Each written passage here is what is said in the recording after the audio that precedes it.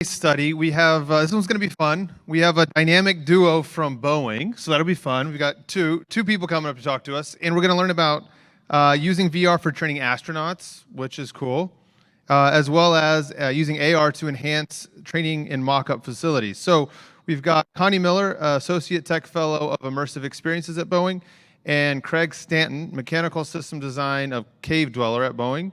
Welcome to the stage.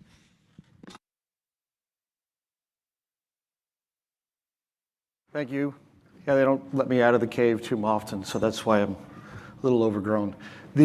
So a cave in general is what we call our Center for Advanced Visualization and Engineering. So we sit down in the engineering bay and we actually, with the rest of the engineering section, and are able to be in the middle of everything. So it's a place where people can come in, either 3D print stuff or come in and experience engineering and design. I'm gonna have a seat too. So. Wow, I can't even see the charts. I'm gonna have to be over here anyway. So, yeah, so we are kind of out there. How do we make space valuable? How do we use XR technologies for space applications? So, space has changed a lot in the last few years. Large aerospace companies like Boeing that I represent, it's hard to capture new business when there's so many small companies that are just able to come in and do so much so fast. So we have to look at what sorts of things we can do to improve our own process and be more agile, be quicker to capture the same sorts of things with the customers that we've been using and supporting for many, many years. And a lot of times these smaller companies are bringing their own outside funds, so they don't even need NASA dollars. They just need contracts and authorization to go do this work. Well, that's not how we normally operate, so we have to make sure we get in there and get these things, to keep that work in front of us. And so one of the things that we have is, Boeing built and operates for NASA the International Space Station, so we kind of have a leg up, so to speak, in being able to try these things as we go forward. We have a test bed, space station we use as a test bed for what's next. So we're wanting to make sure we give us a chance to go try those things and use the vehicle that we have. How do we create value? What do we do? We can, XR technologies allow us to go off. I mean, think about it for a second. How do we learn? How does the human being learn? So I see some charts are not updating faster than the other ones. But, the human condition is really, we visually look, we see, we touch, we smell, we hear. XR allows you to go off and do some of those same things. We can't, build up smell and things like that yet, but virtual reality, extended realities allow you to do more of these things, and we're getting more of them and more of them as we go. So it's really kind of cool. We need to be able to do more of those things. And the more of those things we can do, the faster that we can do them, the more we're going to learn, the more we're going to retain. And the more we can retain, the better off the training is, the better off we're going to get things done.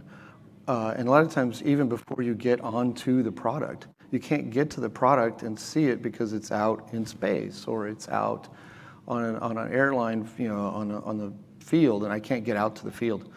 So those are all things that we have to go look at and we can do a better job of. Since we know that these are capable of, we have to figure out how to do it, how to share that knowledge, and how to support the engagement. So what do we do now? Okay, so you can see this up here. This is a neutral buoyancy lab here in Houston. It's where the astronauts go train. If you can think about it for a second, we do a lot of things to put 2 people at a time in astronaut suits underwater to go run through procedures. I mean, think about that. We have, it's for 2 people to get in suits, and we have this huge, huge, huge swimming pool to go put models of space stations so they can go train. It's a huge expense. It's a massive amount of time. So 2 people can get smarter to go do a job, admittedly, in a very extreme environment to go do. So we usually do CAD analysis, we have all the engineering in CAD, and so we'll take CAD and we'll go off and we'll plan these activities for the astronauts when they're outside the International Space Station. Great. Okay, well, we can't really do a very good job of that. But what we find out is we use static models to say, okay, put the astronaut here. Let's go see if he can go do that job. We might have envelopes in the CAD model and make sure we can really see what we're doing. But you find that it's the first-person view that really tells you how they can reach this. They're not going to be able to reach this. And so VR is the best way to do that. I can literally get in a headset. I can literally stand there hanging out 250 miles above the Earth and go, oh yeah, I can't reach that. I know we planned it that way, but we can't really get there. We can't really see it. So let's go find a better way of doing this. And let's change that model. Let's go get closer. Let's go do it. But if I can do that with, say, 2 or 3 people, I don't need the 80 people that it takes to go put 2 people underwater in a pool. Well, that's a huge, huge savings right there. And all I have to do is tell my customer, look, this is what I'm trying to go do. And I'm not sure if any NASA people are in the room, but that's my customer. So that's what we're trying to do. So if we could do a better job by using first-person positioning for planning, then we can spend the time, instead of what we call discovery time, for the crew to figure out if what we told them to do will actually work. They can actually get in the pool and go train. To me, again, that's another first-time, we call them first-time quality improvements, right? So I'm going to do a study, give you a thing. You're going to be able to go do it the first time without having to go figure out if I can do it and then iterate on improving that process. See if I can get the next chart to go.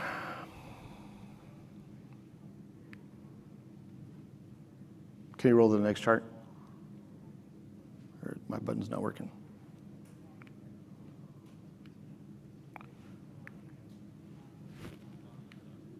What do I need to point at?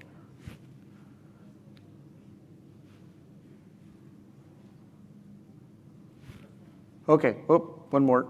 There we go. Okay, so one of the things that we've tried to do is, if you're familiar, the International Space Station's added some new solar arrays recently. We've been, the station's been up there for a really long time. The solar panels have been out in space. They're degrading a little bit. Technology is better.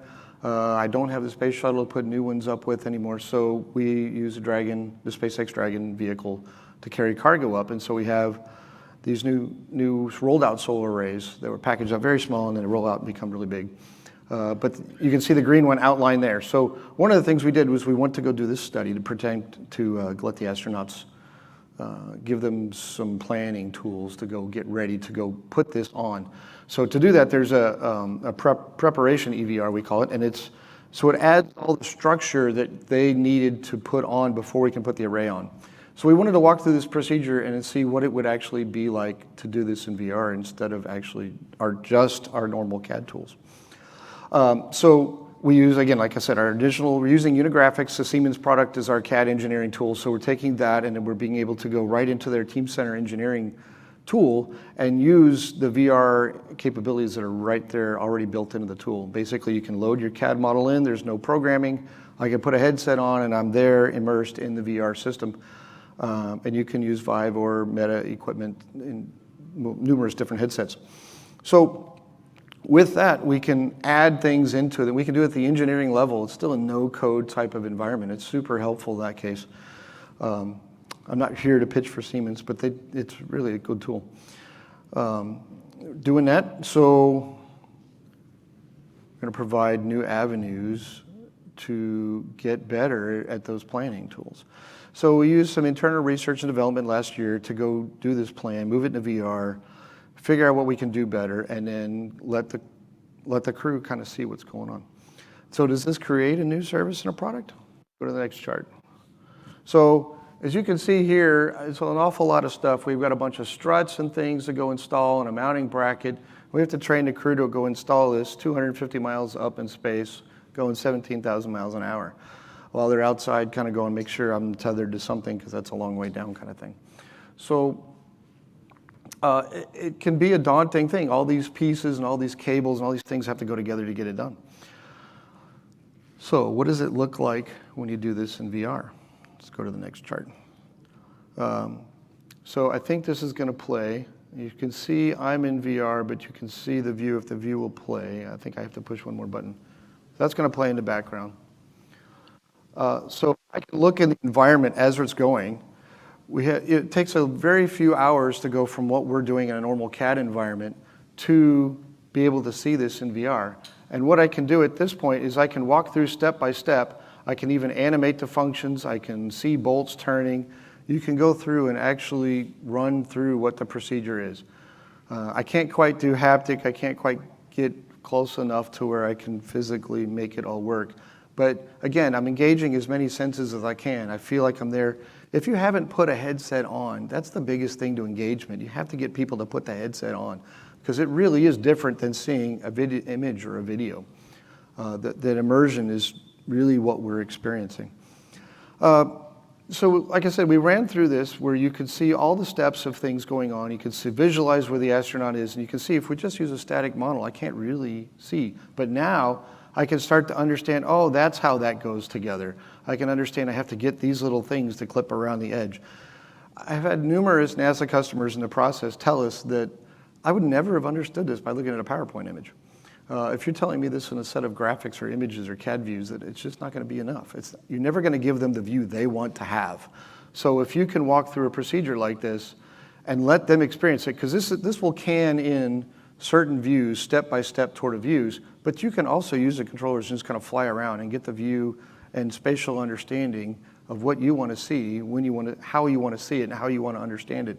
Because then now you're engaged. Imagine a product review where you just watching PowerPoint slides.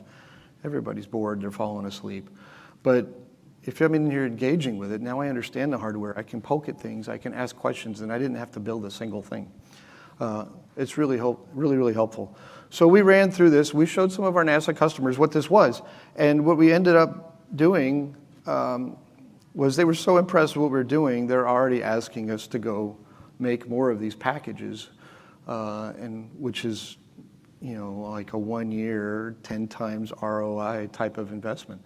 And we spent a little bit of money to go try this and said, this works really well for us as a tool, but hey, NASA, you were interested in this? And they said, we're really interested in this. So those are some of your kind of ROI type pieces that says, look, if you can show your customers, and again, get it out in front of them, get them in the headset. Don't just let them watch this video screen like this. Come try it. And we're doing this with other projects as well. So as we did this, we needed to go further. I'm going to go ahead. I think the video plays on, but you kind of see the point. You can get close. You can see what's happening. And there you go. So I'll go to the next chart. So this is what our treadmill, the crew has to run on a treadmill in orbit. But of course, because they're imparting a load onto the system every time they step, it causes a lot of vibration. And it's like trying to run in a boat in water, right? I mean, you want to shake the vehicle too much, you don't want to damage the structure itself. So we have a big isolation system. But because of that, there's a whole pile of dampening tools and things that take all that impact load of the crew running. So when you're doing all of those things, that hardware eventually just gets out of alignment and you have to go do a bunch of checks, or the hardware breaks and you have to replace it. This is one of the most heavily refreshed or reworked hardware on station because it's used every day by most, if not all, the crew members. So we needed to go train some tools to help the crew do the alignment of putting these things back in the shape so that they can continue to use it to keep their bone structure going and keep them safe while they're up there. So we didn't have a ground unit to speak of that would show us enough of these things, but in the process of trying to design this hardware that we wanted to fit in here, we had to visualize the entire space. So I think this also plays a video. And so one of our workers, Mario here, let's see, I'm gonna go ahead and do that. So he's walking through using the same visualization mock-up tool where he can fly into interior models of the space station itself in the area we're looking at. And he can get in there and get really close to what we're doing. So by being able to get in there, he can also grab a part and get the part out and say, oh yeah, well that's the tool. Let's see, can I put this tool back in? Can I align it right? And can I snap it into place? Well, that's just, again, there's no code. This is just the tool that's built in this way. which is super helpful for engineering to not have to worry about programming it and to get into the space and understand and visualize what's going on. So now we're looking at a secondary tool and say, okay, do I have clearance to access this tool? Can I put the tool in there? And the answer is, well, yeah, we can snap it in place and it aligns up and we can see it there. And so those are really good. So I think there's another one in this video, but we actually had one design. See how really close down in there that is? And we're trying to figure out how to get a socket tool in there to tighten up a bolt. Well, there's no access reach for that. We didn't realize that until we started doing this in VR this way, that this is just not going to be acceptable. You can't, not only can you barely get the tool in there, can't get your hand in there around there to run that wrench. So we wanted to get out and change the tool. And so now we have a different tool, very small thing that actually just has a thumb screw. And that allows us to be able to get in there, be able to access it, and be able to put it back in place. So this was all, I didn't even have to prototype this with like 3D printing or anything. We were able to do this just design space-wise.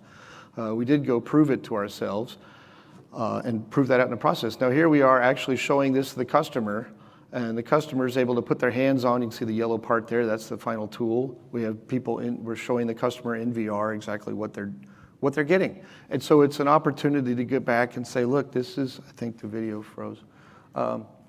But they're able to get in and experience the same thing that none of them would really get because they're not astronauts. They don't get to train in the same environment. And these are the same people. I think it's going to play again.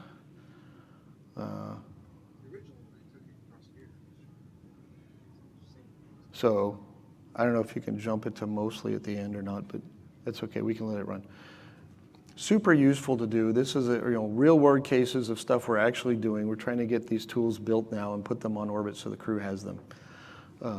In some cases, we can actually print those on board, which means I don't even have to send the file. I don't have to send the part up. We can just print it on board. We're still working that part out. But we're finding that the astronauts and the crew trainers and those that, the customers are getting their hands on it and going, this is, again, I wouldn't be able to experience this any other way.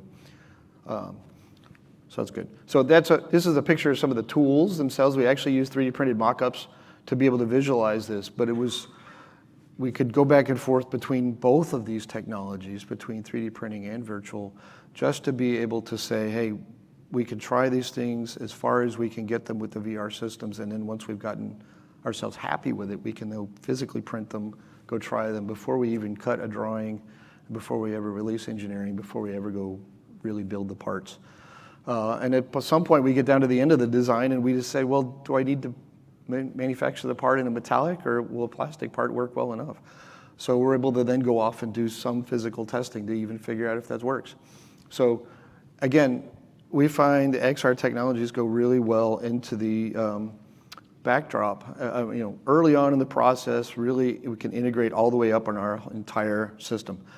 So here's one more thing. So this is something that's still going on orbit right now. We have one of the radio antennas that actually sends telemetry and data down for operating station.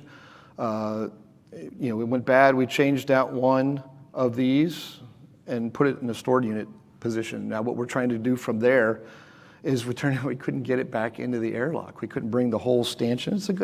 It's good this tall from here to the floor. If you look at the entire stanchion and the radio frequency group, which is the antenna. So we said, well, let's take off the antenna part and just leave the stanchion out there. But we didn't have good enough physical model to go on the ground to go figure out what to do with it. And we didn't have anybody left on the program that had built the original ones.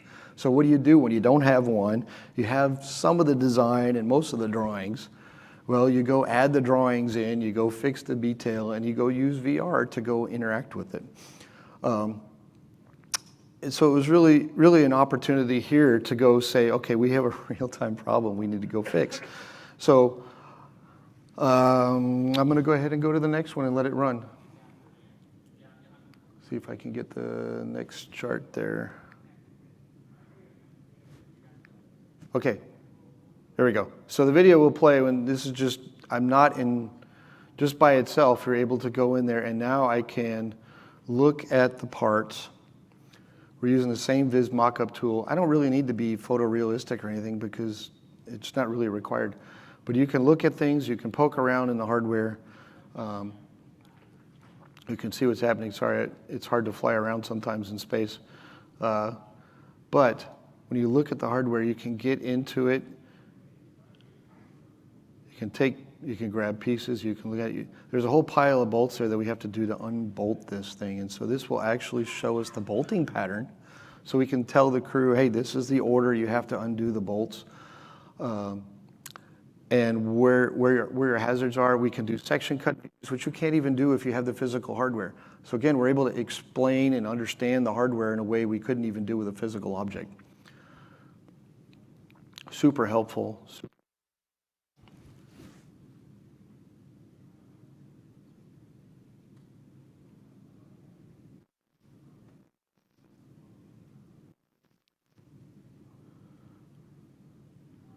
And again, this is a replayable, interactive element. So here you can see we can do section cuts with the hardware, so you can take things out. You can see how the parts are supposed to interact, what order you can do. We can add labeling and things to those. So it works out really well to be able to explain that in more than just a PowerPoint or a video set of imagery.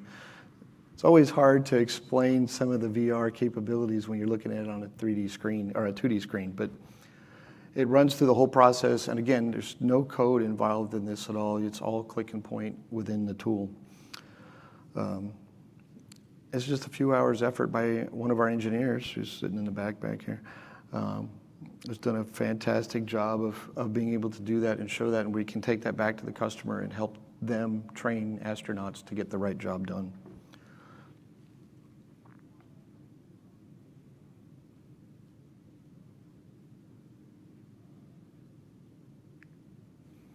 Okay, so I'm going to jump one more and say this is also something we've been doing just in the last few months here, is we had an NASA customer call us up and say, hey, we're going to have to do some EVA training on orbit, but we don't have enough mock-ups. The Neutral Buoyancy Lab doesn't have a mock-up of this is the alpha magnetic spectrometer, is what AMS stands for. It's a dark matter energy experiment that's been on station for a long time. And we need to do some upgrades on it, but it was never planned to be upgraded. It was never planned to be accessed or manipulated by the crews. So we have to go in there and try tools to see if they can even do the job to do the upgrades. So they have some time, and we had to train the crew. This crew is now on orbit as we speak, and we were able to train them just at the end of July with a few weeks. We used previous speaker Paul Davies' BARC system to actually put models together and do a real-time alignment of some of the truss hardware, the space station truss hardware that they couldn't build physically. And we're able to align this right up to the structure that they did have built, just so that the crew could understand the spatial details around them that they wouldn't otherwise see. So I think I'm going to walk over here and point at that, but you can see the upper left image. That was a dry run. You can see there's a cardboard cutout of an astronaut. You can see we physically have the tool aligned. The next rotating counterclockwise there, we found that we upgraded the colors on the objects. We added some more cabling, some more CAD model imagery into the mix, and they were able to get training exercises and then actually have crew in the middle of the training exercise to let them spatially see what they're going to get into in the environment in the process of getting ready to go. So we were able to train the ground crews as well. So we trained both the astronauts that are on board to go do the job, and the ground crews are going to help them run the operation from the ground. So super helpful. And again, something we couldn't do. You couldn't do it in a pool. We couldn't physically build these objects fast enough to be able to get a real-time operation going. HoloLens enabled that, and being able to take the engineering we already have and go visualize it was extremely important there.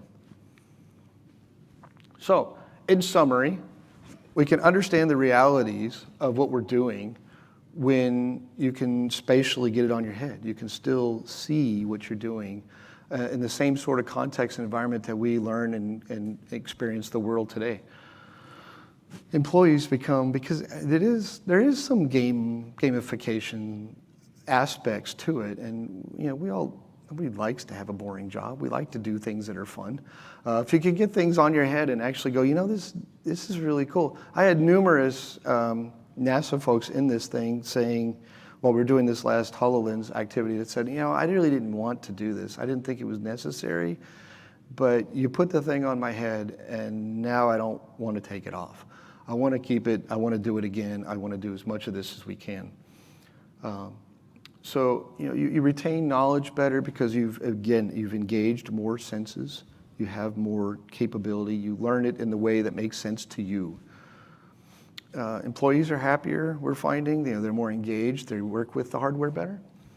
And it takes, for us, limited time to go use these tools to go get the work done.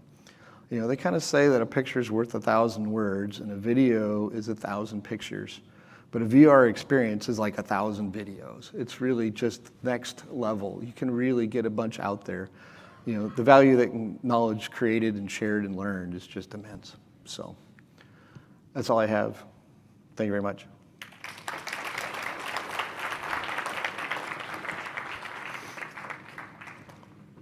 I'll take questions if there are any. Have I used all my time? Yep, one quick, maybe two quick ones right here. You mentioned Siemens products. Is it just Viz Mockup or is it Rapid Manual, Cortana 3D?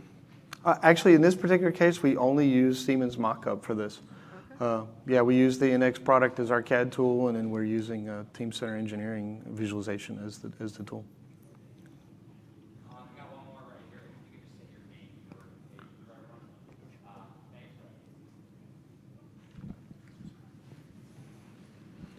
Thank you.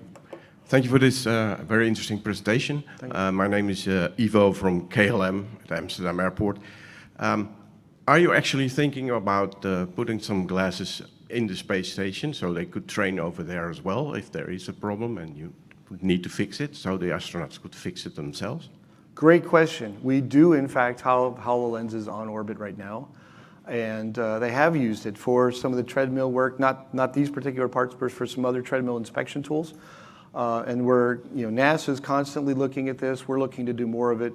Maintenance operations, where if I can spend less time training the crew on the ground ahead of time when they have very limited time, and I can just load the setup to a HoloLens and say, just go run the procedure this one to go do that, then that's a huge thing. And that is stuff we are looking at, trying to do more of. We do some. NASA's doing some, and we're trying to do a lot more. One other thing, and I'm not mic'd, so I don't know if you can hear me. One of the big projects I've worked on is a VR flight simulator for training astronauts in Starliner. And we do have plans to take that in orbit, so they'll be able to do some re-entry procedures, maybe some EVA walkthroughs in VR while they're on orbit. So. Yeah, particularly when you're trying to operate a vehicle that you haven't touched in 6 months. Being able to run through that procedure before you get back in and try to fly down is critical, right? So we're trying to make sure we operate those and give those some chances to do that. All right, thank you very much. Thank you.